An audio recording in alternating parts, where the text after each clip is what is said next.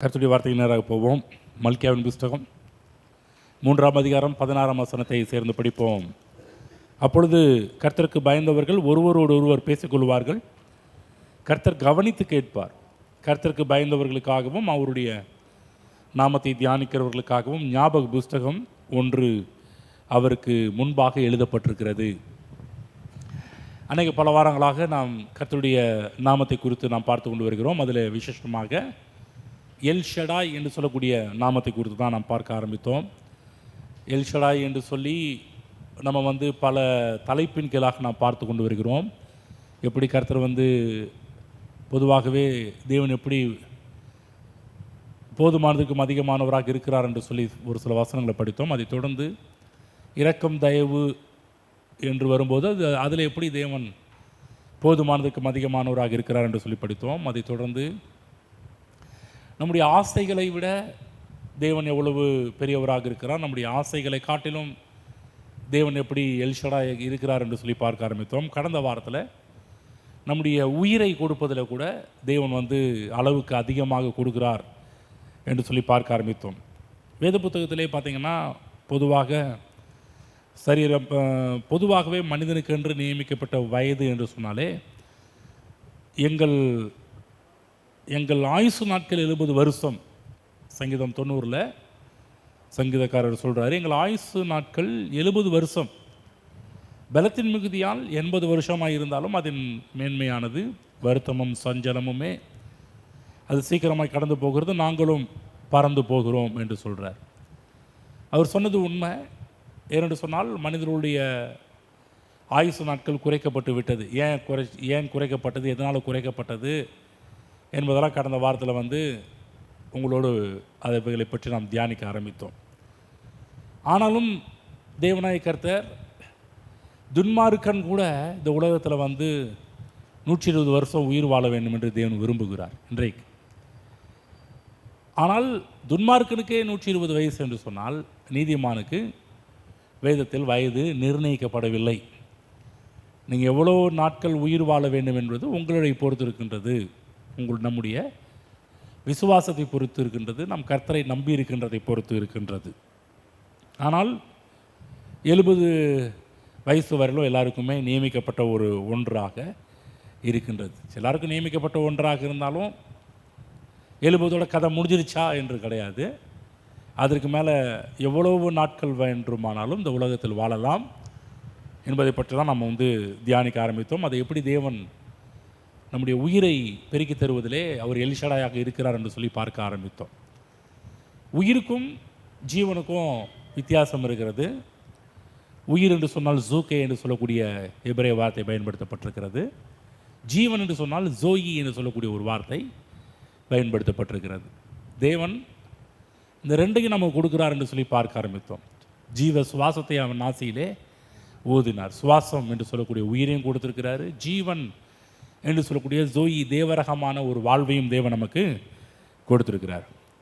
ஆகதான் வேத புத்தகத்தில் படிக்கிறோம். 1 பேதுரு 1ஆம் அதிகாரம் 25ஆம் வசனத்தில் பேதுரு சொல்கிறாரு, கர்த்தருடைய வசனத்தை குறித்த ஒரு வெளிச்சத்தை கொடுக்குறாரு. 25ஆம் வசனம், கர்த்தருடைய வசனமோ என்றென்றைக்கும் நிலைத்திருக்கும். உங்களுக்கு சுவிசேஷமாய் அறிவிக்கப்பட்டு வருகிற வசனம் இதுவே. அப்போ தேவனுடைய வசனத்தை குறித்த ஒரு சத்தியத்தை இங்கு பேதுரு போதிக்கும் போது என்ன சொல்கிறாருன்னா, என்றென்றைக்கும் நிலைத்திருக்கக்கூடிய ஒன்று கர்த்தருடைய வசனம். மறந்துடக்கூடாது. நம்ம மற்ற காரியத்தை பிடிச்சு வைக்கிறது கிடையாது, தேவனுடைய வசனத்தை பிடித்து கொள்கிறோம். என்று சொன்னால் தேவனுடைய வசனம் மட்டுமே என்றென்றைக்கும் நிலைத்திருக்கக்கூடிய ஒன்றாக இருக்கிறது. ஆகவே வார்த்தை 70 வருடம் என்று வாக்குத்தத்தம் பண்ணும்போது 70 வருடம் வாழ நம்ம தீர்மானிக்க வேண்டும். தேவனாகிய கர்த்தர் எல்ஷடாய் தேவனாக இருந்து அந்த வாழ்வையும் நமக்கு அதிகமாக்கி தருவதிலே ஒரு போதுமானதுக்கும் அதிகமானவராக இருக்கிறார். ஆகுதான் நம்ம கர்த்தர் நாளைக்கு என்ன பண்ண போகிறாரு என்று சொல்லி புலம்பிக்கிட்டு தத்துவம் பேசிட்டு கூடாது. நாளைக்கு என்ன பண்ணுவார், அடுத்த நாள் என்ன பண்ண போவார் என்பதை எல்லாவற்றையும் தெரிந்து வைத்திருக்க வேண்டும். ஏனென்று சொன்னால் நம்முடைய தேவன் ஜீவ தேவன், வாழ்வை கொடுக்கின்ற தேவன், வாழ்வை நமக்கு அருளுகின்ற தேவன். நம்முடைய தேவன் எல்ஷடாய் தேவனாக இருந்து நம்முடைய நாட்களை கூட்டி தருவதாக தேவன் வாக்கு பண்ணியிருக்கிறார். அவருடைய வார்த்தைக்கு நாம் எப்போதுமே மரியாதை கொடுக்கிறவர்களாக இருக்க வேண்டும். வேத புத்தகம் படிக்கின்றது, ஆதியிலே வார்த்தை இருந்தது என்று நாம் வேதத்தில் படிக்கணும். என்று சொன்னால் ஆதியிலே தேவன் இருந்தார். வார்த்தை என்று சொன்னால் தேவன் என்று சொன்னாலும் ரெண்டுமே ஒன்று, ரெண்டுத்தையும் பிரிக்க முடியும். வார்த்தையும் தேவனையும் நம்மால் பிரிக்க முடியாது. யாரெல்லாம் வார்த்தைக்கு மரியாதை கொடுக்கிறார்களோ அவர்கள் தேவனுக்கு மரியாதை கொடுக்கின்றவர்களாக இருக்கிறார்கள். ஆகவே நம்ம இந்த பூமியில் வாழ்வை விரும்ப வேண்டும். ஒரு முறை அமெரிக்க தேசத்தில் ஒரு பெரிய ஒரு பணக்காரர், அவர் என்ன சொல்ல ஆரம்பித்தார்னா, என்னுடைய மரண வேலை எப்போது வரும் என்பதை சொல்ல முடியாது என்கின்ற ஒரு ஸ்டேட்மெண்ட்டை வைக்க ஆரம்பித்தார். அவருடைய நண்பர்கிட்ட பேசிட்டு இருக்கும்போது சொல்கிறாரு, என்னுடைய மரண வேலை எப்போ வரும்னு யாருக்குமே தெரியாதுன்னு சொல்லிட்டு வாங்க. எப்போ வேணாலும் நடக்கலாம், எப்போ வேணாலும் வரலாம். இன்றைக்கு உலகத்தில் பார்த்திங்கன்னா, அன்றைக்கு அமெரிக்காவுக்கு பணக்காரர் மட்டுமல்ல, இன்றைக்கும் உலகத்தில் எல்லோரும் பேசுகிற ஒரு வார்த்தை தான் இந்த ஒரு வார்த்தையாக இருக்குது. எப்போ வேணாலும் மரணம் ஏற்படலாம். இன்றைக்கெல்லாம் அந்த யூடியூப் மற்ற காரியத்தெல்லாம் இருக்கிறதுனால சில இடத்துல சில சடன் டெத்தெல்லாம் போட்டு காமிப்பாங்க. திடீர்னு எதிர்பாராத இதெல்லாம் காமிப்பாங்க பாருங்கள். அப்போ உடனே நமக்கும் அந்த தாட் வர ஆரம்பிக்கும். ஒருவேளை நமக்கும் டக்குன்னு இப்படி நடந்துருச்சுன்னா என்ன பண்ணுறது என்பதெல்லாம் நம்ம யோசிக்க ஆரம்பிப்போம். தேவன் எப்படியும் எதையும் எப்படியும் செய்வார், என்ன வேணாலும் பண்ணுவார். அதை கேள்வியெல்லாம் கேட்க முடியாதுங்க. ஒரு முறை சொல்ல சாவரின் காட், தேவனை பற்றி சொல்லும்போது அவர் சாவரின் காட் என்று சொல்கிறார் ஒருத்தர். அது யாருமே அவர் இஷ்டத்துக்கு பண்ணுவார். நம்ம கேள்வியெல்லாம் நம்மளால் கேட்க முடியாது என்ற ஒரு தாட்டை இன்றைக்கு நிறைய பேர் வைத்து கொண்டிருக்கிறார்கள். ஒரு முறை இந்த பணக்கார அமெரிக்கர் இவர் என்ன பண்ண ஆரம்பித்தார்னா, ஃப்ளைட்டில் போகிறதுக்காக ரெடி. அவர் பணக்காரங்கனாலே அவங்கெல்லாம் நம்ம எப்படி வீட்டுக்கு ஒரு கார் வச்சுருக்கிற மாதிரி அவங்கெல்லாம் வீட்டுக்கு வீடு ஒரு ஃப்ளைட் வச்சுருப்பாங்க, ஜெட்டு வச்சுருப்பாங்க. ஏன்னா அவங்க அந்தளவுக்கு வசதியானவர்கள் எல்லாருமே.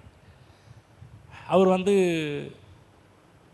நண்பரை கூப்பிட்றார், வாப்பா நம்ம கொஞ்சம் ஊரை சுற்றி பார்த்துட்டு வரலான்னு சொல்லி கூப்பிடும்போது கூட வந்த நல்ல ஒரு விசுவாச நண்பர் அவர் சொல்கிறாரு, ஐயோ உன் கூடலாம் வர முடியாதுப்பா, ஏன்னா நீ என்னாச்சும் விசுவாசிக்கிற, மரணம் எப்போ நேரிடும் எனக்கு தெரியவே தெரியாது. எப்போ அவர் தேவன் எதை எப்படி செய்வார்னு நீ விசுவாசிச்சுட்டு இருக்கிற, திடீர்னு நான் உன் கூட திடீர்னு நீ செத்து போயிட்டேன்னா உன் கூட சேர்ந்து நானும் சாக வேண்டிய நிலைமையெல்லாம் வரும். அதனால் நான் உன் ஃப்ளைட்டில் ஏற மாட்டேன் அப்படின்னாராம். எதுக்கு இது சொல்கிறேன் அப்படின்னும்போது, நீ நிறைய மக்கள் பாருங்கன்னா பொதுவாகவே இதை விசுவாசிக்கிறார்கள், நம்புகிறாங்க. எதை நம்பணும் எதை நம்பக்கூடாது என்கின்ற ஒரு முடிவு செய்ய வேண்டும். தேவனுடைய வார்த்தையை நம்ப வேண்டும்.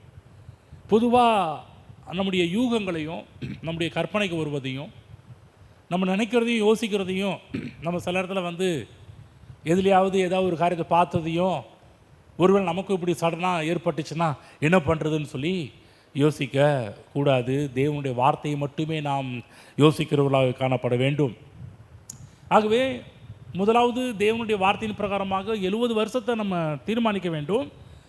ஆனாலும் ஒருவேளை அதுக்கு குறைவாக இருக்கிற வயது உள்ளவர்கள் முடிவு பண்ணணும், நான் உயிரோடு இருக்க தீர்மானிக்கிறேன் என்று முடிவு பண்ண வேண்டும். நான் இப்பொழுது மரிப்பதற்கு ஆயத்தமாக இல்லை என்கின்ற ஒரு எண்ணத்தை நமக்குள்ளாக நாம் கொண்டவர்களாக இருக்க வேண்டும். எந்த அளவுக்கு இப்படிப்பட்ட எண்ணம் நமக்குள்ளாக இருக்குமோ நிச்சயமாகவே நாம் வாழ்வடைய முடியும். அன்றைய நேரத்தில் பார்த்திங்கன்னா அநேக விசுவாசிங்க பார்த்திங்கன்னா இந்த உலகத்தில் பார்த்திங்கன்னா இன்றைக்கு வரங்களை விசுவாசிக்கிறார்கள், நல்லது. சில காரியத்தில் விசுவாசிக்கிறார்கள், நல்ல ஒரு விஷயம்தான்.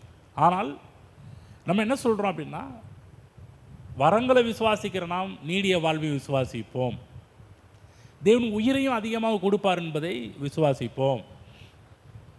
அன்றைக்கு நேரத்தில் பாருங்கள், வரம் பெற்றவர்கள்லாம் வரத்தை மட்டும் விசுவாசிச்சுட்டு எவ்வளோ பேர் சீக்கிரத்தில் போனவங்களாம் இருக்கிறாங்க. எனக்கு தெரியும், பெரிய பெரிய வரம் பெற்ற தாசர்கள் எல்லாருமே வரத்தை விசுவாசித்தார்கள், ஆனால் நீடிய வாழ்வை விசுவாசிக்கலை. அவங்க தேவனை பற்றி ஒரு தவறான ஒரு குறுகிய மனப்பான்மை உள்ளவங்களாகவே இருந்தாங்க. அநேகத்தில் மக்கள் தங்கள் உணர்ச்சிகளை விசுவாசிக்கிறார்கள், ஒரு சிலர் தங்களுடைய அனுபவங்களை விசுவாசிக்கிறார்கள், ஒரு சிலர் தங்கள் ஊழியக்காரரை விசுவாசிக்கிறார்கள். சரி, அவர் சொல்கிறது எப்போதுமே கரெக்டாக தான் இருக்கும். சில இடத்துல வந்து எல்லா ஊழியக்காரங்களும் பொதுவாக என்ன பண்ணணும்னா, அவங்க சொல்கிறது எப்போதும் கரெக்டாக இருக்கும்னு சொல்லி ஒரு குருட்டுத்தனமான ஒரு நம்பிக்கை வச்சுடுறோம். என்னதான் இருந்தாலும் நான் கூட உங்கள்ட்ட என்ன சொல்கிறேன்னா, நான் என்ன சொன்னாலும் பைபிளை கொஞ்சம் பாருங்கன்னு சொல்கிறோம். நான் சொல்கிறேன்றதுக்காக பாச சொல்கிறது எல்லாமே கரெக்டாக இருக்கும்னு எடுத்துக்கொள்ளக்கூடாது. சில இடத்துல நாங்களும் சில இடத்துல மாம்சீகத்தில் சில இடத்துல வந்து பேசிகிட்டு இருக்கும்போது சில இடத்துல மாம்சீகத்தில் பேசக்கூடிய ஒரு நிலைமையில உருவாக ஆரம்பிக்கும். அப்போ அதெல்லாம் வந்து கரெக்ட் பண்ணணும், யோசிக்கணும். இது எங்கேருந்து பேசுகிறாங்க, எதுலேருந்து பேசுகிறாங்க, தேவனுடைய வார்த்தையிலேருந்து பேசுகிறாங்களா, இல்லை உணர்ச்சி வசப்பட்டு பேசுகிறார்களா, தங்களுடைய மாம்சத்தில் எடுத்து பேசுகிறார்களா, இல்லை தேவனுடைய ஆவியானுடைய அந்த ஒரு கனெக்ஷன்லேருந்து தொடர்பிலிருந்து பேசுகிறார்களா என்பதெல்லாம் நம்ம யோசித்து பார்க்கணும். நம்ம வந்து அன்றைக்கி நேரத்தில் ஊழியக்காரங்க எல்லோரும் சொன்னாங்கன்னா, தேவனுடைய வார்த்தையிலிருந்து வரும் என்று சொன்னால் எடுத்துக்கொள்ள வேண்டும். தேவனுடைய வார்த்தையிலிருந்து வரவில்லை என்று சொன்னால் அதை கொஞ்சம் பெண்டிங் கிடப்பில் போட வேண்டும். யோசிக்கலாம், தேவனுடைய வார்த்தை தானா என்பதை நாம் சற்று யோசித்து பார்க்க வேண்டும். அநேக மக்கள் தங்களுடைய சபையின் உபதேசங்களை விசுவாசிக்கிறார்கள். ஒவ்வொரு சபைக்கும் ஒரு சில உபதேசங்கள், கொள்கைகள் இருக்குது. சில பேர்லாம் பாருங்கள், நிறைய சொல்லலாம், இதை நிறைய பற்றி இதெல்லாம் பேசலாம், ஆனால் அது நம்ம வந்து அதை பேசி நேரத்தை கடத்த வேண்டும் என்று விரும்பவில்லை. சபையின் உபதேசங்கள் பொதுவாக நீங்கள் நினச்சிக்கோங்க, தெரியலாம் கேளுங்க, சொல்லிக் கொடுக்குறோம், ஓகேங்களா? சரி. ஆனால் நம்ம வந்து இவைகளை காட்டிலும் மேலானது தேவனுடைய வார்த்தை. தேவனுடைய வார்த்தையை விசுவாசிக்க வேண்டும். எல்லாவற்றை காட்டிலும் தேவனுடைய வார்த்தை தான் இறுதி அதிகாரம் உள்ளது என்பதை புரிந்து கொள்ள வேண்டும். ஃபைனல் அத்தாரிட்டின்னு சொல்லுவாங்க. இறுதி அதிகாரம் தேவனுடைய வார்த்தைக்கு மட்டுமே இருக்கின்றது. அநேக நேரத்தில் பார்த்திங்கன்னா ஆவிக்குரிய உலகத்தில் ஏன் தோல்விகள் உண்டாகிறது என்று சொன்னால், அவங்க எதை நம்பணும் எதை நம்பக்கூடாது என்பதில் சரியான ஒரு தெளிவு இல்லாமல் இருக்கிறதுனால தான் அநேக நேரத்தில் பல தோல்விகளை ஆவிக்குரிய வட்டாரம் பார்த்து கொண்டே இருக்கிறார்கள். அநேக நேரத்தில் பாருங்கள், ஒரு சுவிசேஷ கூட்டத்தில் கூட ஒரு பிரசங்கர் இப்படியே சொல்கிறார். என்ன சொல்கிறாருன்னா, காலத்துக்கு முன்னாடியே என்னுடைய தந்தையை இழந்தேன், என்னுடைய தமையனை இழந்தேன், என்னுடைய கணவனை இழந்தேன், தேவன் என்னை கொன்று போட்டாலும் நான் அவர் மேல் நம்பிக்கையாக இருப்பேன். ஒரு சுவிசேஷ கூட்டத்தில் பேசிகிட்டு இருக்கிறான். அதாவது அவர் சொல்ல வரக்கூடிய கருத்தை அந்த கூட்டத்தில் ஏராளமான மக்கள் கேட்டுக்கொண்டிருக்கிறார்கள். சொல்லப்போனால் சுவிசேஷ கூட்டம் என்று சொன்னாலே ஒன்லி விசுவாசிக்கு மட்டும் வர மாட்டாங்க, எல்லா மக்களுமே வருவார்கள் அந்த கூட்டங்களுக்கு. அந்த கூட்டத்தில் ஆயிரக்கணக்கான மக்கள் கூடியிருக்கிறார்கள். அந்த ஆயிரக்கணக்கான கூட்டங்கள் மத்தியில் பார்த்திங்கன்னா பல பேர் பல நம்பிக்கை உடையவர்களாக இருப்பாங்க. ஏன்னு சொன்னால், ஒரு கூட்டத்தில் வந்து உட்காடுறாங்கன்னா அவங்க உள்ளத்தில் ஒரு நம்பிக்கை என்னென்னா, அவர்களுடைய கடவுளை பற்றி என்ன நினச்சிருப்பாங்க, கடவுள்கள் என்று சொன்னாலே நரபலி வாங்குகிற தேவன், நரபலி வாங்குகிறவர், இப்படியெல்லாம் மக்கள் கேட்டுருக்கும்போது இந்த மாதிரி நான் இப்படி இழந்தேன், அதை இழந்தேன், இதை இழந்தேன்னு நம்ம சொல்லும்போது, அப்போ ஆண்டவர் இயேசுவை பிடித்தோன்னா நம்மளும் பலகாரியத்தெல்லாம் இழக்க வேண்டிய ஒரு நிலைமை உருவானா என்ன பண்ணுறது என்கின்ற ஒரு சந்தேகத்தை நாமே மக்களுக்குள்ளாக உருவாக்குகிறவர்களாக மாறி விடுவோம். நான் சொல்கின்றேன், நிச்சயமாகவே நம்ம இழக்க வேண்டிய அவசியம் கிடையாது. தேவன் நிச்சயமாகவே உயிரை கூட்டி தருகிற தேவனாக இருக்கிறார். நான் அவங்களை இழந்தேன், இவங்களை இழந்தேன் என்று சொல்லி நம்ம அப்படி பேசுகிறத காட்டிலும், அவர்களை இலக்க கொடுப்பதற்கு முன்பாக அவர்களுக்கு எப்படி வருடங்களை கூட்டித்தர, நம்முடைய ஆயுசு நாட்களை எப்படி பெருக்க வேண்டும் என்ற ஒரு காரியத்தை நம்ம சொல்லிக் கொடுப்போம் என்று சொன்னால், நிச்சயமாகவே அவர்கள் தங்களுடைய வாழ்நாளிலே தேவனுடைய சித்தத்தை செய்கின்றவர்களாக மாறுவார்கள். ஆகவே நன்றாக புரிந்து கொள்ள வேண்டும், அநேக மக்களுக்கு எல்ஷடாய் தேவனை குறித்த ஒரு வெளிப்பாடு இல்லாமலே போய்விடுகின்றது. இந்த மற்ற காரியத்தில் விசுவாசிக்கிறார்கள், இந்த விஷயம் என்று வரும்போது அதில் தான் என்ன பண்ணிடுறாங்கன்னா கோட்டை விட ஆரம்பிக்கிறவர்களாக மாறுறாங்க வந்து. அப்போ எல்ஷடாய் தேவனை குறித்த ஒரு சரியான படம் தேவனுடைய வார்த்தையில் இருக்கிறது. வேதம் சொல்கின்றது, ஒரு சில வசனத்தை படிக்கிறேன் கேளுங்கள். யாத்திராகமம் புஸ்தகம் 23:26 வசனத்தில் போடப்பட்டிருக்கிறது, உன் ஆயுசு நாட்களை பூர்ணப்படுத்துவேன். எல்லாரும் சொல்லுங்கள், என் ஆயுசு நாட்களை பூர்ணப்படுத்துவார். யார் சொல்கிறார்? தேவன் சொல்கிறார், அவருடைய வார்த்தையிலிருந்து வருகின்றது. அப்பத்தின் தண்ணீரை மாசுரித்து வியாதியை உணர்ந்து விளக்குவேன், உன் ஆயுசு நாட்களை பூர்ணப்படுத்துவேன். ஆயுசு நாட்களை இன்னொரு வசனம் போடப்பட்டிருக்கிறது, சங்கீதம் 91:16, நீடித்த நாட்களால் நான் உன்னை திருப்தியாக்குவேன். தேவனுடைய திட்டம் தேவனுடைய வார்த்தையில் இருக்கிறது. தேவனுடைய சித்தத்தை அறிந்து கொள்ள வேண்டும் என்று ஆசைப்படுகிறீர்களா? கர்த்தர் அவர் என்ன, அவர் எதை வேணாலும் எப்படி வேணாலும் பண்ணுவார்னு அப்படி பேசக்கூடாது. தேவன் எதை செஞ்சாலும் அவருடைய வார்த்தையிலிருந்து தான் செய்வார் என்பதை புரிந்து கொள்ளுங்கள். தேவனுடைய வார்த்தையை மீறி எதையும் தேவன் செய்வது கிடையாது. நீடித்த நாட்களால் நான் உன்னை திருப்தியாக்குவேன் என்று சொன்னால் எஸ், தேவன் அப்படி தான் செய்வார். யோபு புஸ்தகம் 5ஆம் அதிகாரம் 26ஆம் வசனத்திலே போடப்பட்டிருக்கிறது, தானியம் ஏற்ற காலத்தில் அம்பாரத்தில் செல்வது போல் நீர் முதிர் வயதில் கல்லறையில் சேருவீர். அப்போ நீர் முதிர் வயதில் கல்லறையில் சேருவீர். அப்போ அதை விசுவாசிக்க வேண்டும். சங்கீதம் 92:15 போடப்பட்டிருக்கிறது, அவர்கள் முதிர் வயதிலும் கனித்தந்து புஷ்டியும் பசுமையுமாய் இருப்பார்கள். அப்போ முதிர் வயதிலும் பசுமையுமாய் இருப்பார்கள் என்பதை விசுவாசிக்க வேண்டும். சங்கீதம் 128:6ஆம் வசனம், நீ உன் பிள்ளைகளின் பிள்ளைகளையும் காண்பாய் என்று போடப்பட்டிருக்கிறது. அப்படி என்று சொன்னால் நீ வேறு பிள்ளைகளெல்லாம் பார்ப்ப என்றெல்லாம் வேதத்தில் போடப்பட்டிருக்கிறது. அப்படி என்று சொன்னால் தேவன் இந்த வசனத்தின் மூலமாக நமக்கு எதை நினைப்பூட்ட விரும்புகிறார் என்று சொன்னால், தேவன் உயிரை, நமக்கு நீண்ட உயிரை தேவன் வாக்கு பண்ணியிருக்கிறார்.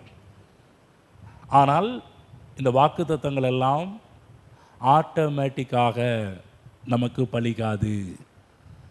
நன்றாக புரிந்து கொள்ள வேண்டும். தேவன் இவ்வளோ வசனத்தை, இன்னும் நிறைய வசனம் இருக்குது, எடுத்து காமிக்கலாம். ஒரு சில வசனம், முக்கியமான ஒரு சில வசனம் அடிக்கடி பேசுகிற வசனத்தை தான் எடுத்து காமிச்சோம். தேவன் வார்த்தையில் இவ்வளவு எழுதப்பட்டிருந்த எழுதி சொல்லியிருந்தாலும் இவைகள் எல்லாமே நல்லா கவனமாக கேளுங்க. இது மட்டும் இல்லை, தேவன் வேத புத்தகம் முழுவதும் வாக்கு தத்தங்களால் தேவன் இந்த புஸ்தகத்தை நிரப்பியிருக்கிறார். ஏராளமான வாக்கு தத்தங்கள் இதில் எழுதப்பட்டிருக்கிறது. அத்தனை வாக்கு தத்தங்களும் ஆட்டோமேட்டிக்காக பலிக்காது, தானாக பலிக்காது. அதற்கு தேவன் என்ன வழிமுறைகளை வைத்திருக்கிறாரோ அதை நாம் பின்பற்றுவோம் என்று சொன்னால் நிச்சயமாகவே அவைகள் நம்முடைய வாழ்வில் பலிப்பதை பார்க்க ஆரம்பிப்போம். ஒருவேளை விசுவாசிகள் பரிசுத்தமான ஒரு வாழ்கிற ஒரு விசுவாசிகளாக இருக்கலாம். சில விசுவாசிகள் ஜெபிக்கிற ஒரு விசுவாசிகளாக இருக்கலாம். சில விசுவாசிகள் நன்றாக தசமபாகம் கொடுக்கின்ற விசுவாசிகளாக இருக்கலாம். சில விசுவாசிகள் ஊழியத்தை சிறப்பாக கூட செய்யலாம். ஆனால் இவைகள் எல்லாம் செய்தாலும் நீடிய வாழ்வு தானாக பலிக்காது. இல்லைங்க, அந்த விசுவாசியை போல ஒரு பரிசுத்தத்தை பார்க்கவே முடியும். அவ்வளோ ஒரு ஹோலி, அவ்வளோ ஜெபம் பண்ணுவாங்க, அவ்வளோ காணிக்கை கொடுப்பாங்க, அவ்வளோ தசமமாக கொடுப்பாங்க, அப்படி ஊழியம் பண்ணுவாங்க. ரைட்டு, எல்லாம் கரெக்டாக பண்ணினாலும் நீடிய வாழ்வுக்கென்று தேவன் வைத்த சில வழிமுறைகள் இருக்குது, அதை பின்பற்றினார்களா என்பதை சற்று நாம் சிந்தித்து பார்க்க வேண்டும். அப்போ தேவனுடைய வசனத்திலிருந்து நம்ம நீடிய வாழ்வை விரும்பி வாஞ்சித்து அதை பின்தொடர்கிற ஒரு விசுவாசிகளாக நாம் இருக்க வேண்டும். தாவீது பக்தன் இப்படியாக சொல்கிறாரு பாருங்கள், எடுத்துக்கொள் படிப்போம். சங்கீத புத்தகம் 34ஆம் சங்கீதத்தில் தாவீது அழகான தன்னுடைய வாழ்வை பற்றி பேசுகிற ஒரு காரியம். 34:12ஆம் வசனம் 13ஆம் வசனம் படிக்கின்றேன், எடுத்துக்கொள்வோம்.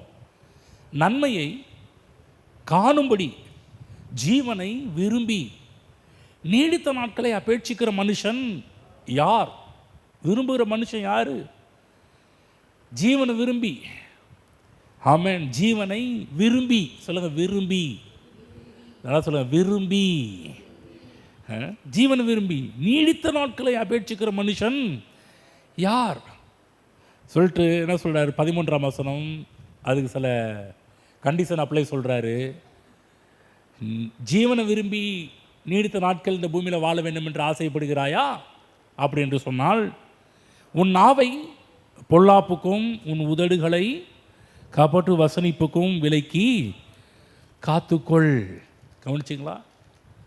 ஜீவனை விரும்பணும், வாழ்வை விரும்பணும், நீடிய வாழ்வை விரும்ப வேண்டும். ஆனால் அதற்கு சில வழிமுறைகளை தாவீது சொல்கிறாரு. உன் நாவை பொல்லாப்புக்கும் உன் உதடுகளை கபட்டு வசனிப்புக்கும் விலக்கி காத்துக்கொள். தாவீது மட்டுமல்ல, பேதுரு கூட இதே காரியத்தை தான் தன்னுடைய நிருபத்தில் அவர் எழுதியிருக்கிறார். 1 பேதுரு 3ஆம் அதிகாரம் 10ஆம் வசனத்தை படித்து காண்பிக்கிறேன். அங்கு தாவீது என்னத்தை மேற்கோள் காட்டினாரோ அதே தான் பிற்காலத்தில் அப்போஸ்தலனாகிய பேதுருவும் அதை மேற்கோள் காட்டுறார். எடுத்து படிப்போம். 10:3-10. ஜீவனை விரும்பி நல்ல நாட்களை காண வேண்டும் என்று இருக்கிறவன், அதே தான் நீடித்த நாட்களை என்று, அதே நல்ல நாட்களை காண வேண்டும் என்று இருக்கிறவன் பொல்லாப்புக்கு தன் நாவையும் கபடத்துக்கு தன் உதடுகளையும் விலக்கி காத்து. கவனிச்சிங்களா? காக்க கடவன். ஒரு விஷயத்தை சொல்கிறேன். தாவீதும் பேதுருவும் இந்த பூமியிலே ரொம்ப நாட்கள் வாழ்ந்தவர்கள். இவர்கள் இருவருமே நிறைய பேர் இருக்கிறாங்க. இவங்க 2 பேருமே இந்த ஸ்டேட்மெண்ட் சொன்னதுனால இந்த 2 பேர்கிட்ட முதல்ல ஆரம்பிப்போம். இந்த 2 பேருமே பார்த்திங்கன்னா அந்த பூமியிலே நல்ல நாட்கள் வாழ்ந்தது மட்டுமல்ல, நல்ல முதிர் வயது வரையிலும் அவர்கள் தேவனுடைய காரியத்தை செய்து கொண்டவர்களாக இருந்தார்கள். தாவீதை பற்றி வேதத்தில் பார்க்குறோம். 1 நாளாகமம் புஸ்தகம் 29ஆம் அதிகாரத்தில் அவருடைய முடிவை நாம் பார்க்க வேண்டும். இவங்க முடிவு என்ன? ஜீவனை விரும்பினாங்களே, நல்ல நாட்களை காண வேண்டும் என்று ஜீவனை விரும்பி நீடித்த நாட்களை காண வேண்டும் என்று அபேட்சிக்கிற மனுஷன் யாருன்னு கேட்டாங்கல்ல, அதே மாதிரி ஜீவனை விரும்பினாங்க, நீடித்த நாட்களை விரும்பினார்கள், அதற்காக நாவை காத்தார்கள், கபட்டு வசனிப்புக்கு தன் உதடுகளை விலக்கி பாதுகாத்து கொண்டார்கள். முடிவு என்ன? 1 நாளாகமம் 29:28ஆம் வசனம். அவன் அதற்கு சரி, அதிலிருந்து படிக்கிறேன். அவன் தீர்க்காயுசும். அவன் என்று சொன்னால் யார்? தாவீது. தாவீதுடைய முடிவை பற்றி பார்க்கிறோம். தாவீதுடைய முடிவு என்னவாம்? அவன் தீர்க்காயுசும் ஐஸ்வர்யமும் மகிமையும் உள்ளவனாய் நல்ல முதிர் வயதிலே மரணம் அடைந்த பின். பார்த்தீங்களா? ஆவியானவர் தாவீதை பற்றி, தாவீதுடைய முடிவை பற்றி எழுதி வைக்கும்போது எவ்வளோ அழகாக எழுதி வச்சிருக்கிறாரு. அவன் தீர்க்காயுசும் ஐஸ்வர்யமும் மகிமையும் உள்ளவனுமாய் நல்ல முதிர் வயதிலே மரணம் அடைந்தான். மரணம் அடைந்த பின்பு அவன் குமாரனுக்கு சாலமோன் ஸ்தானத்திலே அரசாண்டான். கவனிச்சிங்களா? அதற்கு முன்பாக வாழ்ந்த சவுலை எடுத்துக்கொள்ளுங்கள். சவுல் பாதியிலேயே போனவர்.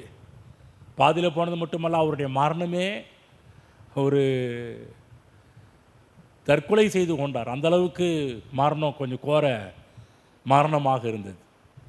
ஆனால் தாவீதுனுடைய மரணம் பைபிளில் போடப்பட்டு நல்ல முதிர் வயதிலே மரணம் அடைந்த பின்பு. யோசிச்சு பார்த்தீங்களா? அவங்க என்னத்தை பேசுனாங்க? தாவீது என்னத்தை பேசினாரோ அதே மாதிரி தன் உதடையும் தன் நாவையும் காத்து கொண்டார். நன்றாக புரிந்து கொள்ளுங்கள். மற்ற எல்லா காரியத்திலும் நம்ம பெர்ஃபெக்டாக இருந்துட்டு தன்னுடைய நாவையும் உதடியும் நம்ம சரியாக காத்துக்கொள்ளவில்லை என்று சொன்னால் அவர்கள் காலத்துக்கு முன்பாகவே நன்றாக வாழக்கூடியவர்கள். என்னதான் மற்ற காரியத்தெல்லாம் கரெக்டாக பண்ணிட்டு இந்த விஷயத்தில் கோட்டை விட்டுட்டாங்க அப்படின்னு சொன்னாங்கன்னா, எவ்வளவோ பண்ணிட்டு கடைசியில் அவங்களுடைய காலத்துக்கு முன்னாடியே மரணம் என்று சொல்லக்கூடியது ரொம்ப ஒரு சாபக்கேடான. பேதுரு பற்றி வேதம் சொல்கின்றது. படிப்போம். தாவீதை பற்றி படித்தோம். பேதுருடைய நிலைமை என்ன? யோவான் புஸ்தகம் 21ஆம் அதிகாரம் 28ஆம் வசனம் படிக்கிறேன், கேளுங்கள், எடுத்துக்கொள்ளுங்கள். யோவான் 21:18. நீ இளம் வயது உள்ளவனாக இருக்கும்போதே உன்னை நீயே அறை கட்டி கொண்டு உனக்கு இஷ்டமான இடங்களில் நடந்து திரிந்தாய். ஆண்டவராகிய இயேசு கிறிஸ்து பேதுரை பற்றி சொல்லும்போது என்ன சொல்கிறாரு? நீ வாலிப வயதில் நீ எப்படி இருந்த, இளம் வயதில் என்ன எப்படி இருந்த. ஆனால் ஒரு காரியம் சொல்கிறாரு, நீ முதிர் வயது உள்ளவன் ஆகும்போது உன் கைகளை நீட்டுவாய், வேறொருவன் உன் அறையை கட்டி உனக்கு இஷ்டமில்லாத இடத்துக்கு உன்னை கொண்டு போவான் என்று மெய்யாகவே உனக்கு சொல்லுகிறேன் சொல்கிறாரு. நீ முதிர் வயது உள்ளவன் ஆகும்போது. ஆமென். அப்போ அப்போஸ்தலர்கள், சீசர்கள் இந்த பூமியில் ஒரு சிலர்லாம் சீக்கிரத்தில் போனாங்க. ஆனால் ஒரு சிலர் முதிர் வயது பவுல் என்று சொல்லக்கூடியவர் கூட அவரும் முதிர் வயதில் தான் மரித்தார். அவரும் பாதியில் போகல. என்னங்க எப்படி சொல்கிறீங்க? பைபிளில் இருக்குது.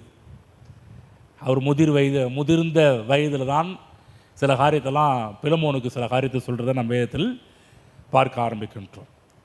அப்போ தாவீதும் பேதுருவும் நீண்ட நாட்கள் உயிர் வாழ்வதற்கு ஒரே வழியை தான் பின்பற்றினார்கள். அந்த வழியை தான் நமக்கு காண்பித்தார்கள். ஜீவனை விரும்பி நல்ல நாட்களை அபேட்சிக்கிற மனுஷன், நீடித்த நாட்களை அபேட்சிக்கிற மனுஷன் யார்? அப்போ நீண்ட நாள் உயிரை நாம் தான் தெரிந்து கொள்ள வேண்டும். அந்த வழி என்ன? கடவுள் நமக்காக பார்த்து கொள்வார். நம்ம எதையும் ஆசைப்படக்கூடாது. கடவுள் சித்தம் ஆகட்டும் என்று சொல்வது அறிவீனம். அதெல்லாம் பாரம்பரியங்கள். அநேக இடத்துல நம்ம என்ன பண்ணுறோம்? பாரம்பரியமான பேச்சை தான் நம்ம சபையில் பேசிகிட்டு இருக்கிறோம். பாரம்பரியமான பிரசங்கத்தை தான் செய்து கொண்டிருக்கிறோம். கர்த்தர் பார்த்து கொள்வார். எதையும் ஆசைப்படக்கூடாது. கர்த்தருடைய சித்தம் ஆகட்டும் பிரதர். அநேக இடத்துல இப்போ நம்ம பண்ணுறது அவருடைய சித்தம் ஆகட்டுங்க. ஏதாவது கேட்டால் எல்லாம் அவருடைய சித்தங்க. ஏங்க, அவருடைய சித்தத்தை நன்றாக தெரிந்து கொள்வீர்கள் என்று சொன்னால், இதுதான் கர்த்தருடைய சித்தம் என்று சொன்னால், அப்படி தான் பாருங்கள். நான் முத ஊழியத்தை ஆரம்பித்தப்போ சேலத்தில் தான் சிறு வயதில் ஊழியத்தை ஆரம்பித்தேன். அப்போ நான் பாரம்பரியமான ஒரு பெந்தகோஸ்து சபையில் தான் வளர்க்கப்பட்டேன். அடிக்கடி அங்கே சொல்கிற ஒரு வார்த்தை, அங்கே பண்ணுற ஒரு ஜெபம் லாஸ்ட்டில் முடிக்கும்போது எல்லாம் பண்ண ஆண்டவரே முடி சித்தம் உமக்கு சித்தமாக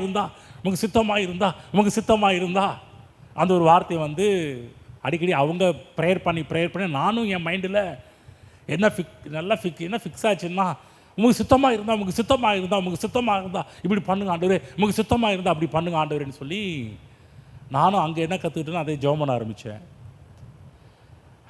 என்னை கொண்டு வந்த ஊழியர் அவர் லியோ, நீங்கள் ஜெபம் பண்ணுங்க அப்படின்னாரு. ஊழியத்துக்கு போகிறதுக்கு முன்னாடி ஜெபம் பண்ணும்போது நான் என்ன கற்றுக்கிட்டேன்னா அதை ஜெபம் பண்ண ஆரம்பித்தேன். ஆனால் அவர் என் கூட இருந்து 2 நாட்கள் தான் என் கூட இருந்தார். 2 நாட்கள்னால் 2 வாரம் வந்தார். மொதல் வாரத்தில் சனிக்கிழமை சனி ஞாயிறு அந்த ஒரு டைம் 2 முறை என் கூட இருந்தார். சனி ஞாயிறுன்னு சொல்லிட்டு அந்த 2 முறையும் என் கூட இருந்த நாட்களில் பல விஷயத்தை கற்றுக் கொடுத்தாரு. அதில் ஒரு விஷயம் பண்ணின ஜெபத்தை கொஞ்சம் மாற்ற வச்சார். அப்போ அவர் நான் இந்த ஆண்டவர் உங்களுக்கு சுத்தமாக இருந்தான்னு சொல்லி ஜெபம் பண்ண ஆரம்பித்தேன்னா, அப்போ அவர் கேட்டார், லியோ சில வசனங்கள் காமிச்சு இதெல்லாம் யாருடைய சித்தம்பா அப்படின்னு கேட்டார். ஆமாம், ஆண்டோடைய சித்தம் தான். அப்போ நீ எதுக்கு இந்த ஜெபத்தை பண்ணுன? உங்களுக்கு சித்தமாக இருந்தா, பைபிளில் போடப்பட்டது பரலோகத்தில் சித்தம் செய்யப்படுவது போல பூமியிலையும் இப்படி சித்தம் செய்யப்படுவதாக அப்படி ப்ரேயர் பண்ணலாமே. உங்களுக்கு சுத்தமாக இருந்தா அப்படின்னாலே ஒரு கேள்விக்குறியை வைக்கிறோம், ஒரு சந்தேகத்தை வைக்கிறோம். கொடுப்பாரா கொடுக்க மாட்டாரா என்ற ஒரு எண்ணத்தை வைக்கிறோம். அப்போ தான் புரிஞ்சிச்சு, ரொம்ப நாள் அவர் கூட இல்லை. 2 வாரத்தில் 4 நாள் கூட இருந்தேன். 4 நாளில் நான் நிறைய கற்றுக்கொள்ளவில்லை என்று சொன்னாலும் 2 காரியத்தை அவர்கிட்ட அந்த நாளில் கற்றுக்கிட்டேன். நிறைய விஷயம் இந்த 2 காரியம் அப்படியே அந்த டைமில் அவர் கூட இருந்தப்போ என் மனம் நல்லா பதிஞ்சிச்சு. அவர் சொன்ன சில விஷயங்கள் அதில் ஒன்று தான் இந்த ப்ரேயர். இன்னொரு காரியம் இருக்குது, அதை நேரம் வரப்போ சொல்கிறேன். அது இப்போ சொல்ல முடியாது. அது நேரம் வரும்போது தேவன் அதை எப்படி நடத்துகிறாரோ அந்த டைமில் அந்த வார்த்தையை அவர் எனக்கு கற்றுக் கொடுத்த வார்த்தையை சொல்லலாம்னு இருக்கிறேன். அதுக்குன்னு ஒரு நேரம் வரும். அப்போ என்ன சொல்கிறேன், கர்த்தருடைய சித்தம் இதுதான் என்று தெரிந்து கொண்டோம் என்று சொன்னால் உங்களுக்கு சித்தமாக இருந்தா அப்படின்னு கேட்க வேண்டிய அவசியம் கிடையாது. ஆண்டவரே உங்கள் சித்தம் இதுதான் என்று நான் அறிந்து கொண்டேன், ஆகவே உங்களுடைய சித்தம் என்னுடைய வாழ்வில் ஆக கடவுது அப்படி சொல்லலாம். பாருங்க, குஸ்டோரை கூட உங்களுக்கு சுத்தமானால் என்னை சுத்தமாக்க அன்னைக்கு என்ன பண்ணுவாங்க, அதை எடுத்துக்குவாங்க. இன்னொரு வசனத்தையும் அதை எடுத்துக்குவாங்க. டக்குன்னு இந்த இடம் டக்குன்னு திருப்ப தெரியல. இன்னொரு இடத்துலையும் அந்த உங்களுக்கு சித்தமானால் சித்தம் இருந்தால் என்ற ஒரு காரியத்தை பேசுவாங்க. ஆனால் குஷ்டரோகிக்கு விஷயம் புரியல. சுகமாக்குவது கர்த்தருடைய சித்தம் என்பதை அவன் குஷ்டரோகி அறியாமல் இருந்ததுனால தான் உங்களுக்கு சித்தமானால். ஏன்னா அவருடைய மைண்டு ஃபுல்லாக பிளாக் ஆகி கிடக்குது. அவருடைய வாழ்க்கை முழுவதுமே வியாதி, குஷ்டரோகம் அதே எண்ணத்தில் இருந்ததுனால பேசுகிற பேச்சாலாம் அதுக்கு தகுந்த மாதிரி மாற ஆரம்பிச்சிருச்சு. கவனமாக கேளுங்க, தேவனுடைய சித்தம் நாம் நன்றாக இருப்பது. நான் உங்களுக்கு காண்பித்தேன், 4 வசனங்கள் காண்பித்தேன், இன்னும் ஏராளமான வசனங்களை காண்பிக்க முடியும் நீடிய வாழ்வை பற்றி. அப்போ நீடிய வாழ்வை பற்றி தேவன் இவ்வளோ காரியங்கள் வைத்திருந்தாலும் நம்ம அறிவீனமான பாரம்பரியமான பேச்சுக்களை பேசுகிறதை இப்போ நிறுத்திவிட்டு தேவனுடைய வார்த்தை என்ன சொல்கிறது என்பதை அறிந்து கொண்டு அவைகளை பேசுவோம் என்று சொன்னால், அதை விரும்புவோம் என்று சொன்னால், அதை தெரிந்து கொள்வோம் என்று சொன்னால் நமக்கு நல்வாழ்வு காத்து கொண்டிருக்கிறது. ஆகதான் வேதத்தில் ஓசியா 4:6 படிக்கிறோம், வேதத்தை தெரியாதனால என் ஜனங்கள் அறிவில்லாமையினால் சங்காரம் ஆகிறார்கள் என்று தேவன் அங்கலாய்ப்பதை ஓசியா எழுதி வைத்திருக்கிறார். என் ஜனங்கள் அறிவு இல்லை, ஏன் அழிந்து போகிறார்கள், ஏன் சங்காரம் ஆகிறார்கள்? ஒரே விஷயம் பதில் சொல்றாரு, அவர்கள் அறிவு இல்லாமையினால் சங்காரமாகிறார்கள். நன்றாக புரிந்து கொள்ளுங்கள்.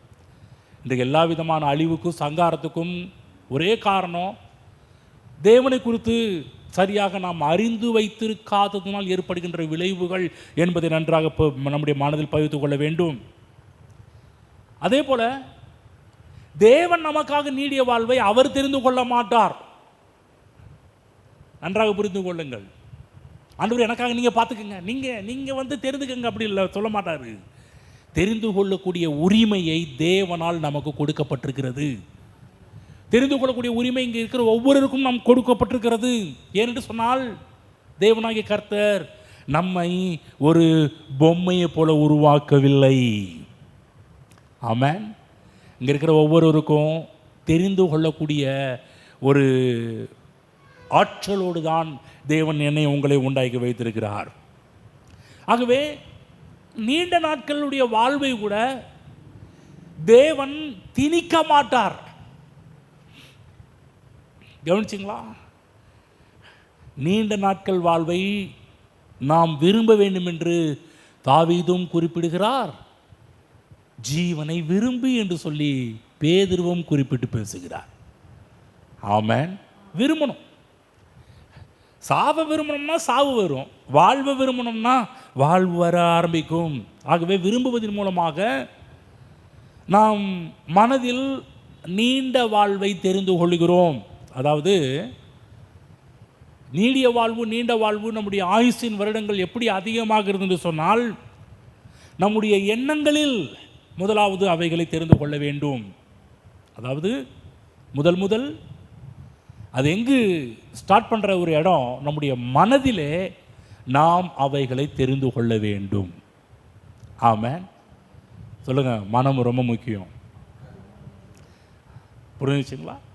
ஏதோ வரோம் போகிறோம், ஏதோ இப்படியே போய் அட்டன் பண்ணிட்டு வந்துடணும், ஏதோ சில இன்ஃபர்மேஷன் தகவலை பெற்றுக்கொண்டு வந்துடணும், அப்படி கிடையாது. நம்முடைய மனதில் அவைகளை தெரிந்து கொள்ள வேண்டும். ஒருவேளை வார்த்தைக்கு விரோதமான எண்ணங்கள் நம்முடைய மனதில் தோன்றும் என்று சொன்னால் அந்த எண்ணங்களை கலை தெரிய வேண்டும். நன்றாக புரிந்து கொள்ளுங்கள். அறுவடை வேண்டுமானால் முதலாவது நம்ம அறுவடைக்கு தடையாக இருக்கின்ற சில களைகளெல்லாம் பிடுங்கி எடுக்க வேண்டும். களைகளையும் வளர விட்டு அறுவடை கிடைக்கும் என்று எதிர்பார்ப்பது ஒரு அறிவீனம். அவதான் இன்றைக்கு கூட எல்லா விவசாயத்திலையும் பார்த்தீங்கன்னா களை எடுக்கும் கண்ணம்மாக்கள் ஏராளமான விவசாய இடங்களை நம்ம பார்க்க முடியும். ஏராளமான கண்ணம்மாக்களை பார்க்க முடியும். களை எடுக்கிறவங்களாம் ரெண்டுத்தையும் என் நல்ல ஒரு லேண்ட் ஓனர், விவசாயம் பார்க்குறவங்க களையோடு வளர விட மாட்டார்கள். களைகளை ஆரம்பத்திலே பிடுங்க ஆரம்பிப்பார்கள். முதலாவது நம்முடைய மனதில் நீடிய வாழ்வை தெரிந்து கொள்ள வேண்டும். இரண்டாவது, அந்த வாழ்வை நம்முடைய நாவில் தெரிந்து கொள்ள வேண்டும், மனதில் தெரிந்து கொள்ள வேண்டும். இரண்டாவது, உன் நாவை என்று சொல்கிறார். நாவிலே அவைகளை தெரிந்து கொள்ள வேண்டும். நம்முடைய நாவை கபட்டு வசனிப்புக்கும் விலக்கி காத்து கொள்ள வேண்டும். அப்படி என்றால் கபட்டு வசனிப்பு என்று சொன்னால் என்ன? கபட்டு வசனிப்பு என்று சொன்னால் தேவனுடைய வார்த்தைக்கு மாறாக பேசுவது. தேவனுடைய வார்த்தைக்கு எதிராக பேசுவது. கவனமாய் கேளுங்கள். நம்முடைய சரீரம் இயேசு கிறிஸ்துவின் இரத்தத்தினால் விலை கிரயம் கொடுத்து வாங்கப்பட்டிருக்கிறது. இயேசு கிறிஸ்துவின் இரத்தத்தினால் நம்முடைய சரீரம் மீட்கப்பட்டிருக்கிறது. விலை குறையும் நம்முடைய சரீரத்தை தேவன் விலை கிரயம் கொடுத்து மீட்டிருக்கிறார், வாங்கி இருக்கிறார். இந்த சரீரம் என்று சொன்னால் அதில் வரக்கூடிய நாவும் சரீரத்தில் ஒன் ஆஃப் த பார்ட்டு. நாவுதான். ஏன் நாவு நான் என்ன வேணாலும் பேசுவேன் அப்படின்னு சொல்லிடக்கூடாது. சரீரத்துக்கு சொந்தக்காரர் கர்த்தர், நாக்குக்கு சொந்தக்காரரும் அதே கர்த்தர் தான்.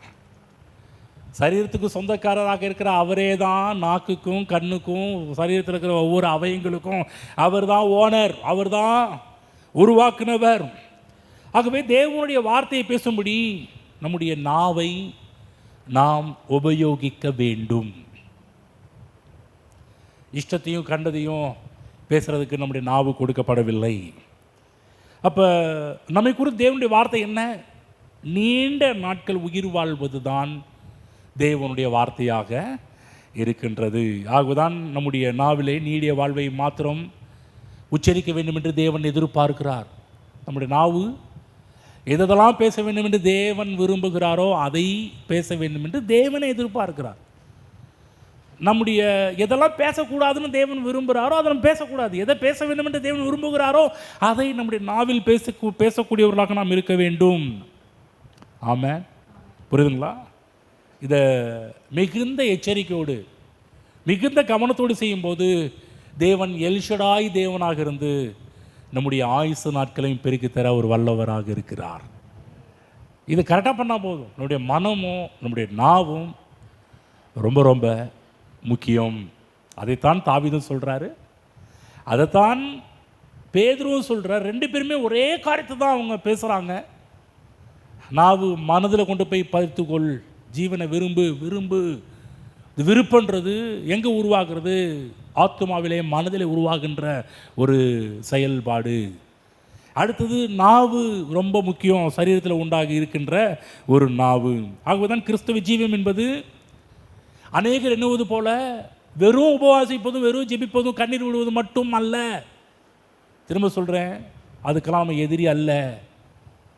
ஜெபத்துக்கோ உபவாசத்துக்கோ நம்ம எதிரி கிடையாது. அதெல்லாம் செய்ய வேண்டிய விதத்தில் நம்ம கரெக்டாக பண்ணணும். ஏன்னா தேவன் வார்த்தையில் சொல்லியிருக்கிறாரு செய்ய வேண்டும். ஆனால் இதெல்லாம் செஞ்சுட்டு இதை நம்ம கோட்டை விட்டுறக்கூடாது. எல்லா டிபார்ட்மெண்ட்லேயும் கரெக்டாக இருக்கணும். எல்லா விஷயத்தையும் நம்ம சரியாக செய்ய வேண்டும். ஏதோ ஒரு காரியம் நம்முடைய சபைக்குன்னு சொல்லி ஒரு சில உபதேசம் நம்ம பிடித்து கொள்ளக்கூடாது. அப்படி தான் பாருங்கள், ஒரு முறை பாஸ்டர் சாம்பி செல்லதுரை அவரை பற்றி அவருடைய அசிஸ்டண்ட் ஒருத்தவங்கள்ட்ட ஒரு பேட்டி எடுத்துக்கிட்டு இருந்தாங்க. பேட்டி எடுத்துக்கும் போது, என்னங்க உங்கள் பாஸ்டர் குறித்து இப்படி நாங்கள் சில ரூமர்லாம் கேள்விப்படுறோம். நிறைய பேர் சொல்லுவாங்கள்ல, ஏன்னா உங்கள் சர்ச்சை வந்து ஒன்லி செழிப்பின் சபையா, செழிப்பு மட்டும்தான் அதிகமாக ரொம்ப வலியுறுத்தி பேசுகிறாரே, அதில் உங்கள் சர்ச்சைன்னா ஒரு செழிப்பின் உபதேசம், அதெல்லாம் தப்பு இல்லையான்லாம் ஒருத்தர் வந்து பேட்டி எடுக்கிறவங்க அசிஸ்டன்ட் பாஸ்டர்கிட்ட பேட்டி எடுக்கிறார். நான் பார்த்தேன் அதை.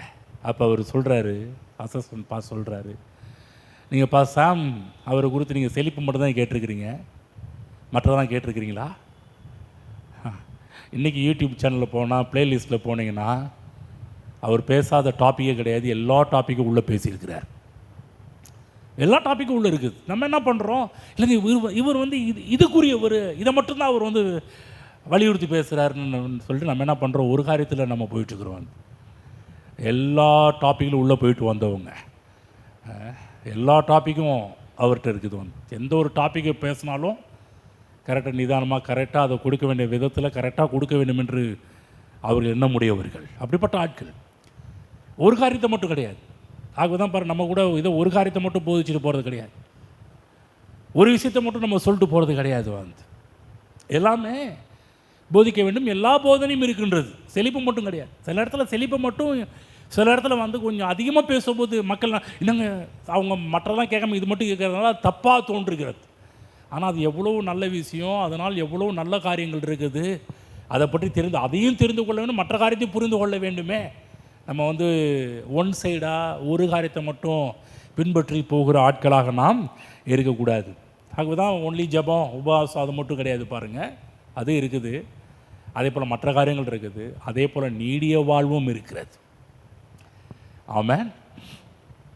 புரியுதுங்களா? லாங் லைஃப், நீடிய வாழ்வு.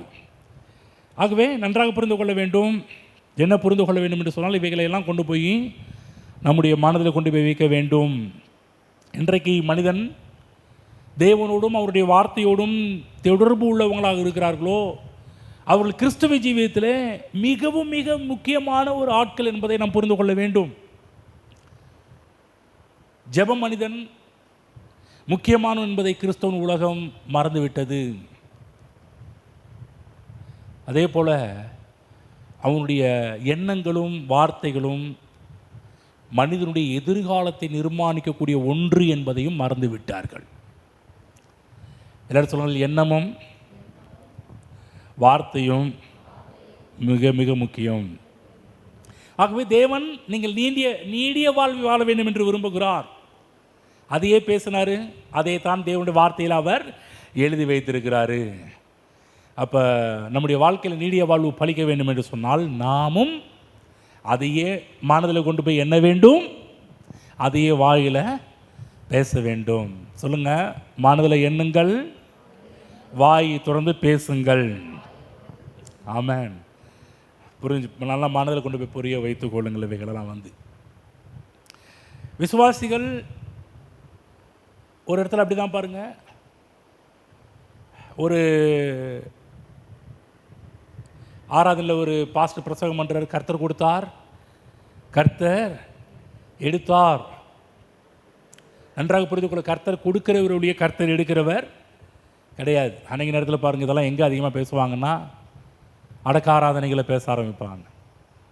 ஆகவே நம்முடைய அடக்க ஆராதனைகள்லாம் நம்ம அது இப்படி பேசுகிறதே கிடையாது, அந்த டாப்பிக்கே போகிறது கிடையாது. கர்த்தரை பற்றி நல்ல படங்களை தான் காமிச்சிக்கிட்டு இருக்கிறோம். கர்த்தரை பற்றி ஒரு நாளும் தப்பான ஒரு படங்களை கொடுப்பது கிடையாது. அப்போ கர்த்தர் கொடுத்தார், கர்த்தரை எடுத்தார் என்று சொன்னால் நன்றாக புரிந்து கொள்ள வேண்டும், அது கபட்டு வசனிப்புக்கு ஈக்குவலான ஒரு வார்த்தை என்பதை புரிந்து கொள்ளுங்கள். என்று சொன்னால் தேவனுடைய வார்த்தைக்கு மாறாக நாம் பேசக்கூடாது.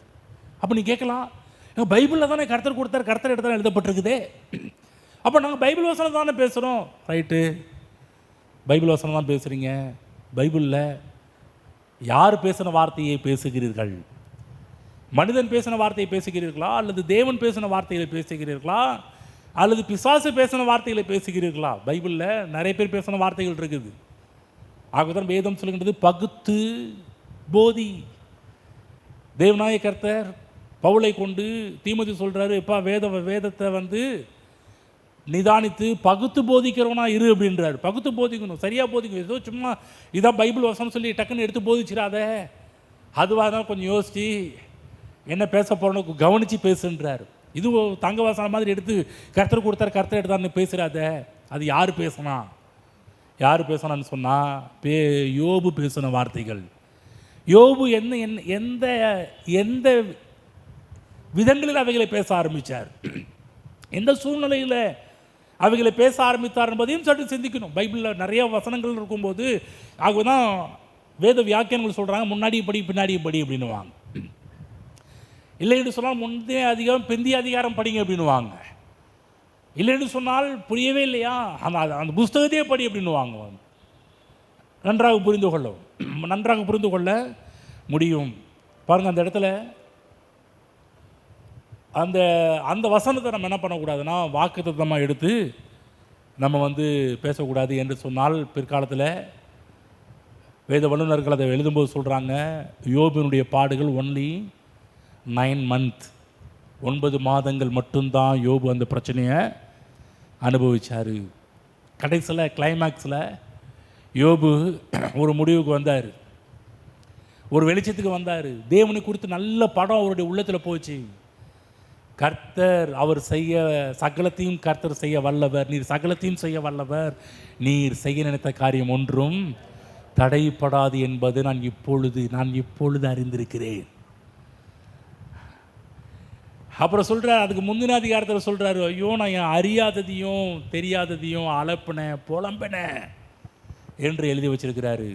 ஆகதான் நம்ம வசனத்தை படிப்பது நல்லது, வசனத்தை கொஞ்சம் பகுத்தும் போதிப்பது ரொம்ப ரொம்ப நல்லது, பகுத்து படிக்க வேண்டும் என்பதும் ரொம்ப ரொம்ப நல்லது. ஆகவே நன்றாக புரிந்து கொள்ளுங்கள், தேவன் உயிரை விரும்புகிறார். ஆனால் நம்மளும் உயிரை விரும்பணும்.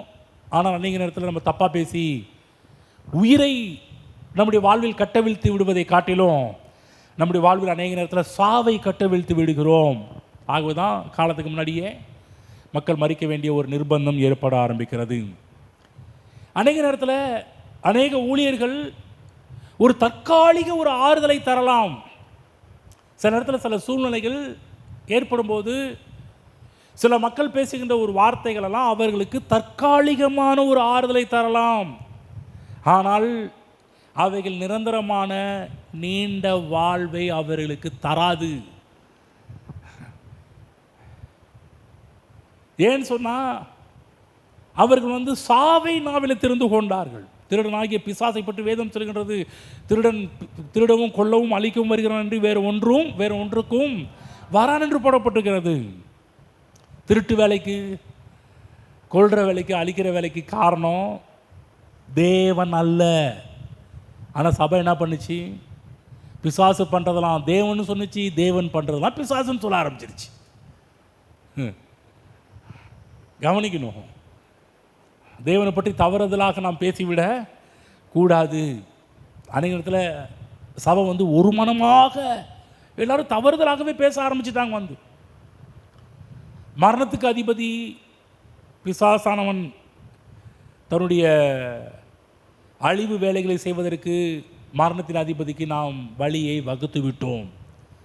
மரணத்தின் அதிகாரிகள் பிசாசு நம்முடைய வாழ்வில் செயல்படுவதற்கு நம்முடைய வாயை திறந்து நம்முடைய எண்ணங்கள் மூலமாக பிசாசுக்கு நாம் வழிகளை வகுத்து விட்டோம். ஆகதான் யாக்கோபு சொல்கிறாரு, பிசாசுக்கு எதிர்த்து நில்லுங்கள், அவன் உங்களை விட்டு ஓடி போவான். மனதின் ரீதியாகவும் வாயின் வார்த்தைகள் மூலமாகவும் பிசாசுக்கு எதிர்த்து நிற்க வேண்டும். காலத்துக்கு முன்னான மரணத்துக்கு எதிர்த்து நிற்க வேண்டும், அது உங்களை விட்டு ஓடி போகும் என்று சொன்னால் கர்த்தராகிய இயேசு கிறிஸ்து அவர் உயிருக்கு அதிபதியாகிய இயேசு, ஜீவாதிபதி, நம்ம ஜீவன்களுக்கெல்லாம் உயிருக்கெல்லாம் அவர் அதிபதி, அவர் பட்சமாக நிற்க வேண்டும். பிசாசின் பக்கமாக நாம் நிற்கக்கூடாது, இயேசு பக்கமாக நிற்க வேண்டும். தற்காலிகமான ஆறுதலுக்காக நம்ம பிசாசின் பட்சமாக நின்று கொண்டு பேசக்கூடாது. ஆமென். நன்றாக புரிந்து கொள்ளுங்கள். அன்றைய நேரத்தில் பார்த்தீங்கன்னா தேவனை தப்பாகவே பேச ஆரம்பிச்சிருவாங்க.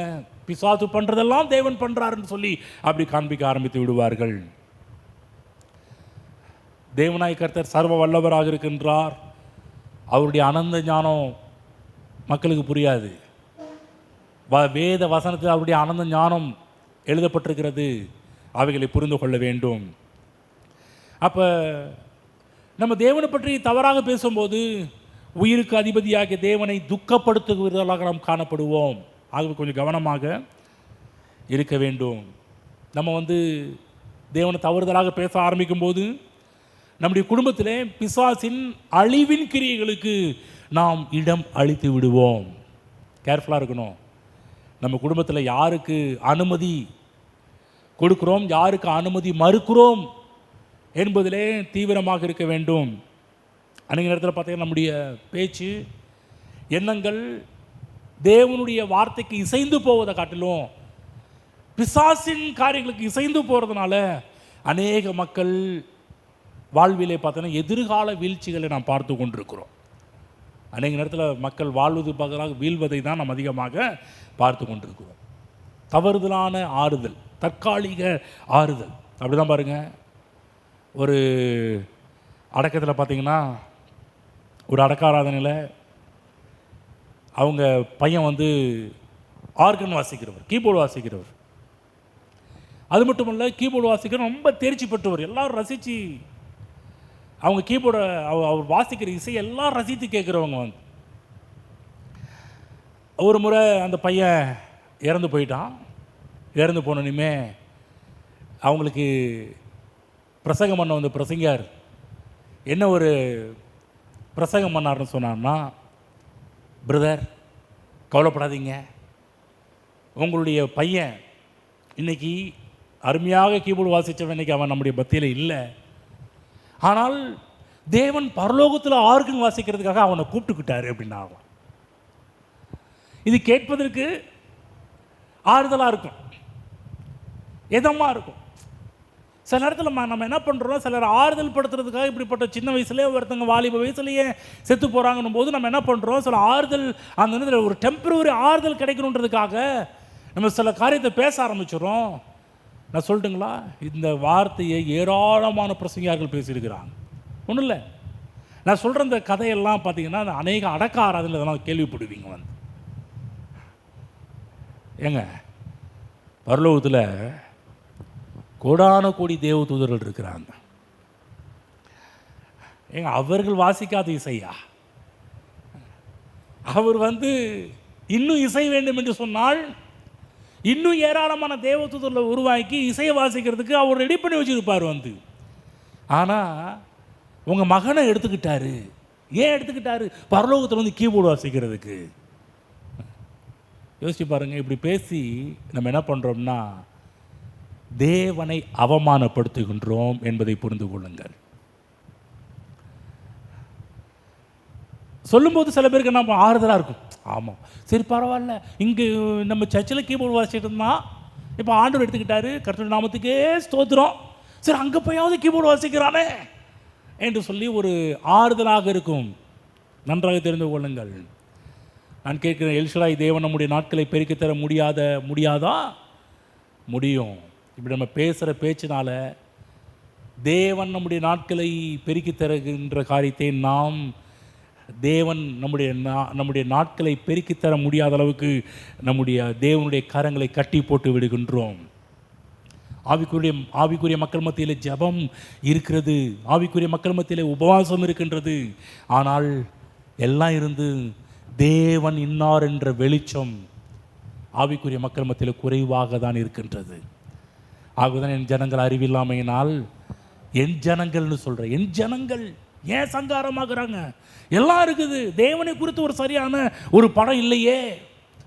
அதுதான் யாரோ ஒருத்தர் பண்ணின பாரம்பரியமான பிரசங்கங்களை கேட்டு மக்கள் தேவனை பற்றிய ஒரு குறைவான படத்தை தான் மனதில் பதித்து வைத்திருக்கிறார்கள். தேவன் நம்மை ஆசீர்வதிப்பதற்கு இவை எல்லாமே ஒரு தடை கல்லாக இருக்கிறது என்பதை நம்ம மனதில் கொண்டு போய் பதிய வைத்துக் கொள்ளுங்கள். அதுதான் பாருங்க, ஒரு குடும்பத்தில் ஒரு வாழ வயதின் மகன் கடைசி ஸ்டேஜில் இருந்தார். அப்போ கோப்லான் பிரசங்கியார், கென்னத் ஏகன் இவங்கெல்லாம், கென்னத் கோப்லான் இவங்கெல்லாம் ஒரே டைமில் ஊழியத்தில் பெரிய அளவில் ஊழியம் செய்தவர்கள். கென்னத் கோப்லான் அவர் அணுகினார்கள். என் பையன் மறிக்க போகிறான், கடைசி ஸ்டேஜில் இருக்கிறான்னு சொல்லிட்டு வந்து.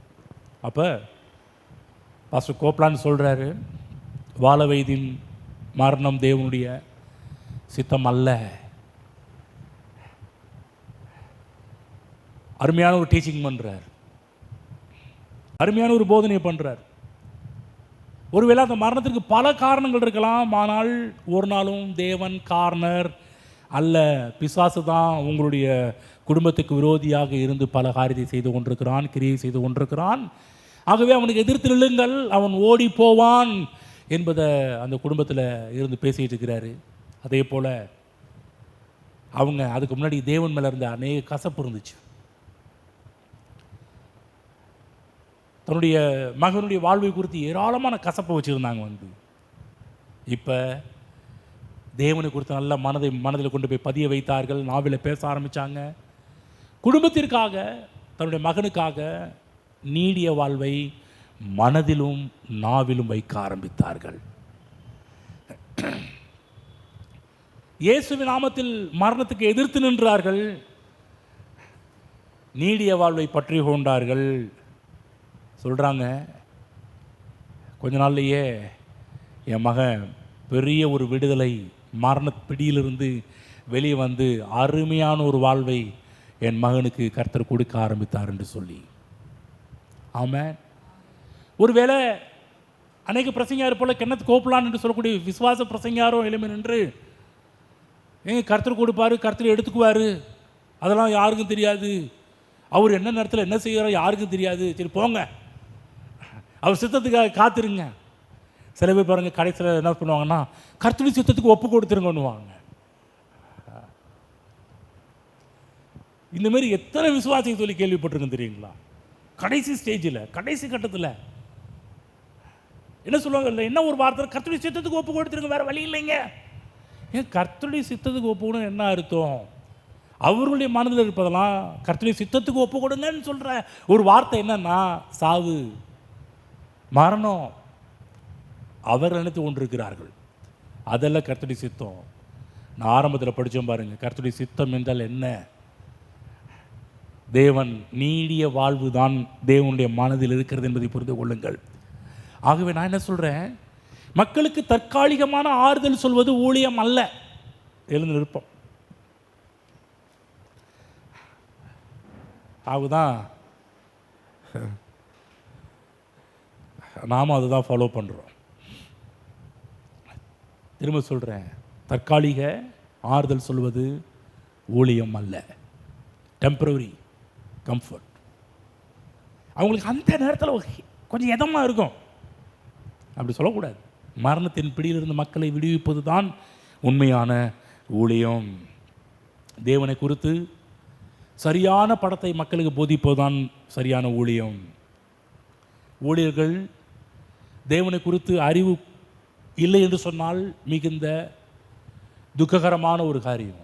தேவனை குறித்து சரியான அறிவினால் நிரம்ப வேண்டும். சத்தியத்தையும் அறிவீர்கள், சத்தியம் உங்களை விடுதலை ஆக்கும் என்று நம்முடைய அருமைநாதர் இயேசு கிறிஸ்து சொல்லியிருக்கிறார். எந்த அளவுக்கு நாம் சத்தியத்தை அறிந்து வைத்திருக்கிறோமோ அது நமக்கு பெரிய ஒரு பெருத்த விடுதலை கொண்டு வரும் என்பதை புரிந்து கொள்ளுங்கள். சத்தியம் என்பது என்ன? தேவனை குறித்த ஒரு சரியான அறிவு. ஆமென். ஆகவே மனதில் பதித்துக் கொள்ளுங்கள், தேவன் நம்முடைய வாழ்வை பெருக்கி தருவதிலே எல் ஷடாயாக இருக்கிறார். ஆகவே தற்காலிக ஆறுதலுக்காக யாராவது சொல்லுவாங்கன்னா அதை உள்ளத்தில் மனதில் ஏற்றாதீங்க, ரிஜெக்ட் பண்ணுங்க, அதை வெறுக்குங்க, அதை ஒதுக்கி தள்ளுங்க. இல்லை, தேவனுடைய சித்தம் இது கிடையாது. தேவனுடைய சித்தம் அவருடைய வார்த்தை எழுதப்பட்டிருக்கிறது, இதுதான் தேவனுடைய சித்தம், நான் இதை தான் நான் பேச போகிறேன். மனதில் வைக்கணும், வாயில் வைக்கணும். ஏதும் பழம் பழுத்து வாயில் பொத்துன்னு வந்து விழாது. நாம் தான் மனதில் எடுத்து தீர்மானம் பண்ணணும், வாயில் பேச ஆரம்பிக்க வேண்டும். ஆமென். கர்த்தர் கொடுத்த வார்த்தைகளுக்கு நன்றி செலுத்துவோம். ஸ்தோத்திரம் பிதாவே என்று எங்களோட பேச நம்முடைய வார்த்தைகளுக்கு நன்றி செலுத்துகிறோம். தகப்பனே, நீர் நீடிய வாழ்வை விரும்புகிற தேவன், நீடித்த நாட்களால் எங்களை திருப்தியாக்குகிற தேவன். முதிர் வயது அது ஒரு மிகப்பெரிய ஒரு ஆசீர்வாதம் என்பதை நாங்கள் புரிந்து கொண்டோம். ஹல்லேலூயா. ஓ நன்றி ஆண்டவரே. வாழ வயதின் மரணம் சாபம் என்பதையும் புரிந்து கொண்டோம். நாங்கள் சாபத்தில் வாழ்வது உம்முடைய திட்டம் அல்ல, நாங்கள் ஆசீர்வாதத்தில் வாழ்வது உம்முடைய திட்டமாக இருக்கிறது ஆண்டவரே. அதற்காக எங்களுடைய மனதில் கொண்டு போய் நீர் என்ன விரும்புகிறீர், உம்முடைய சித்தம் என்ன, அதை எங்களுடைய மனதில் வைக்கிறோம் ஆண்டவரே. நாவில் அதை பேசுகிறோம். நீடித்த நாட்களால் நான் உன்னை திருப்தியாக்குவேன் என்று சொன்னீரே. இந்த செய்தியை கேட்டுக்கொண்டிருக்கிற ஒவ்வொருவரையும் கர்த்தராகிய தேவன் நீர் நீடித்த நாட்களால் அவர்களை திருப்தியாக்குவீராக. எல்ஷடாய் தேவன் உயிரை நீர் போதுமானதற்கும் அதிகமாக தருகிற தேவன். 70 என்று சொல்லக்கூடிய ஒரு வயது வேதத்தில் நிர்ணயிக்கப்பட்ட ஒரு வயது. ஆனால் அந்த வயதையும் தேவன் அதிகமாக்கி தருவதிலே எல்ஷடாய் தேவனாக இருக்கிறதற்காக நன்றி செலுத்துகிறோம். இந்த செய்தி கேட்ட ஒவ்வொருவரையும் ஆசீர்வதிக்கிறோம். தேவக்கரம் தாங்கி நடத்துவதாக. அநேக நாட்கள் இந்த பூமியில் வாழ்ந்து தேவ நாம் மகிமைக்காக வாழ்வார்களாக, தேவ ராஜ்யத்தை கட்டுகிறவர்களாக வாழ்வார்களாக. நல்ல சுகம் பலன் சரீரத்தில் உண்டாயிருப்பதாக. தேவ கிருபை தாங்குவதாக. இயேசு கிறிஸ்துவின் நாமத்தில் பிதாவே, ஆமென்.